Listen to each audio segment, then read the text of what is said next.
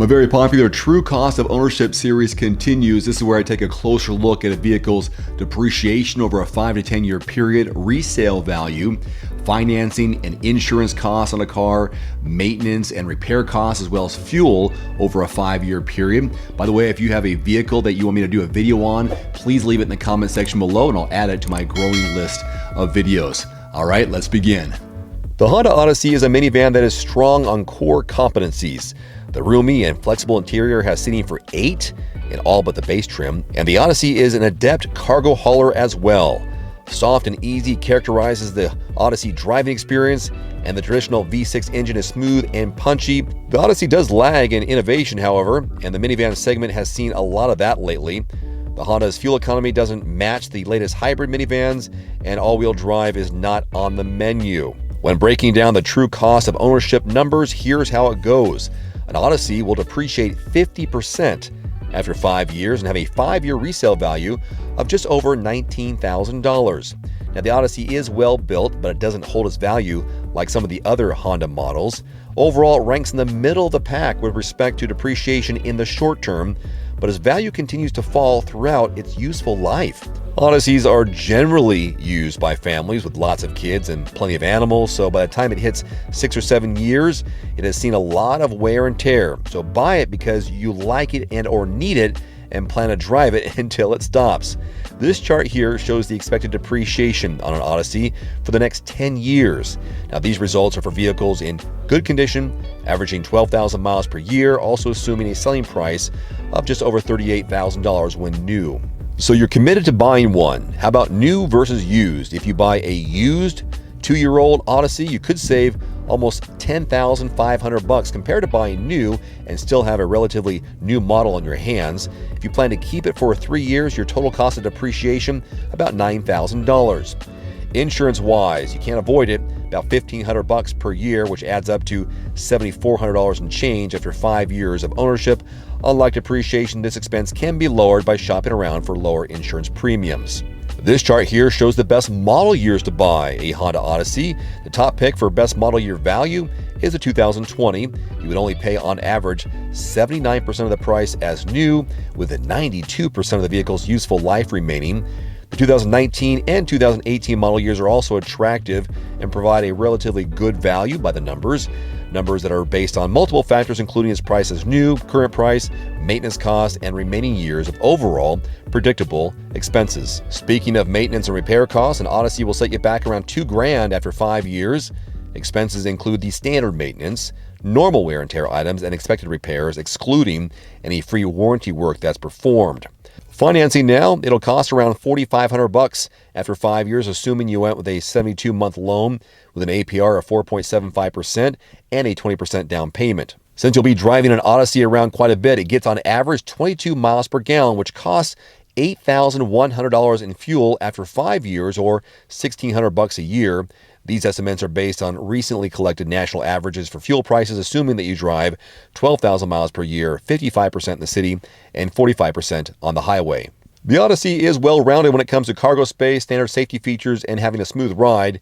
Its biggest drawback is the lack of newer features such as a hybrid model and all-wheel drive. If you're looking for a good deal on this vehicle or any vehicle for that matter in your area, check out quotes.everymandriver.com. It's a free search engine. You'll get the best deals from qualified dealers in your zip code.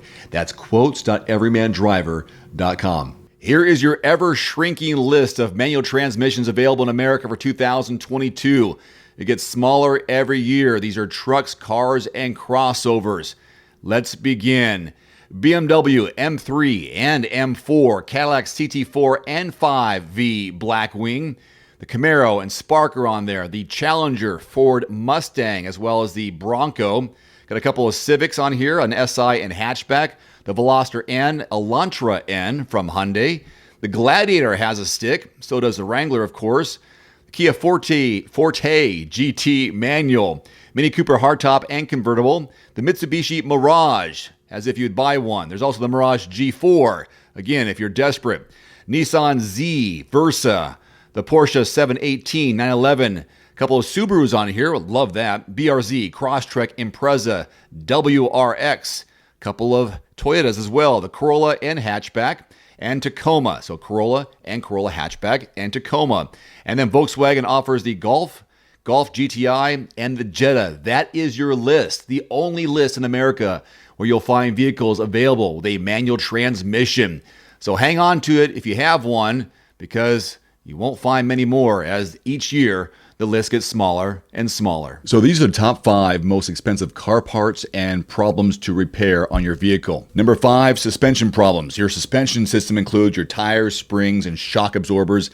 It's designed to help you provide a smooth and safe ride on the road. If your suspension does go out, driving could become a safety hazard. Additionally, broken suspension could easily damage other parts of your cars. Suspension repair costs often come in around $1,500 or more. In some cases, you may only need to replace some small parts of the suspension, which could cost between $200 and $500. For more serious problems, you could easily see a price tag in the thousands. Number 4, airbag replacement. This can be a major financial hit since most car crashes require additional repair work outside of just replacing the airbags. For most cars, the airbag replacement cost is around $1,000 per airbag. If multiple airbags go off, that number could go up pretty fast. Number 3, transmission failure. The transmission transmits power from your engine to your drive shaft, making it a vital component in your vehicle. If it goes out, your car can't drive. Unfortunately, this important component comes with a hefty cost, as they all do. Transmission repair costs generally come in around $1,000. However, in some cases, you need to replace the transmission. Transmission repair costs generally come in at around $1,000. However, in some cases, you'll need to replace the transmission altogether. That's far more expensive. Expect to pay anywhere from $1,500 to $6,000 for a new transmission. Number 2, a dead hybrid battery. I hope this doesn't happen to me since I have a Tesla Model 3. Hybrids are good for lowering your overall gas mileage and carbon footprint, making them a great choice for the eco-conscious. However, these cars typically run on a special battery on top of the standard small 12-volt. If a hybrid battery goes out, you have an expensive problem on your hands. Most hybrid batteries are expected to last between 8 and 10 years. A new hybrid battery costs upwards of $6,000. And by far, the number 1 most expensive thing is engine failure. It is by far the most important component of your car. If it goes out, you may as well not even have a car. That's why engine maintenance is so important. A well-maintained engine can last you close to 200,000 miles. However, if something does go wrong or you fail to take care of it, we all do that every once in a while, it will cost you an arm and a leg. A new engine will cost you between $4,000 and $8,000 on average.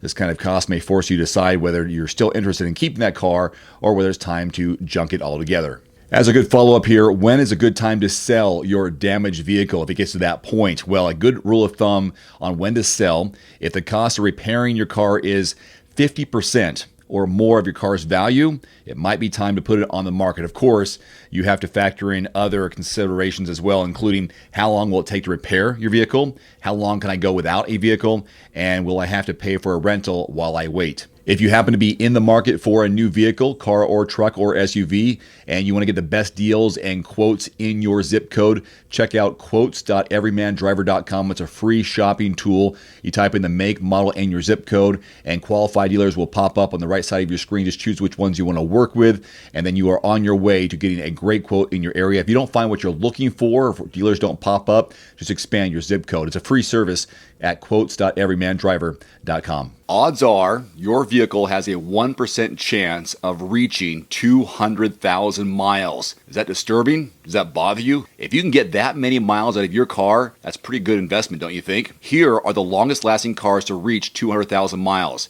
Maybe yours is on the list. So my friends over at iSeeCars.com did a study and sent it to me this morning, trying to figure out which cars last the longest, which cars best demonstrate longevity and reliability for their drivers.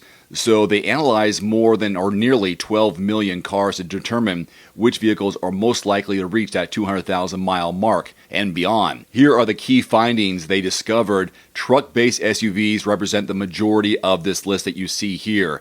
Toyota's accounted for 6 of the top 10 vehicles, with Land Cruiser and Sequoia dominating the competition.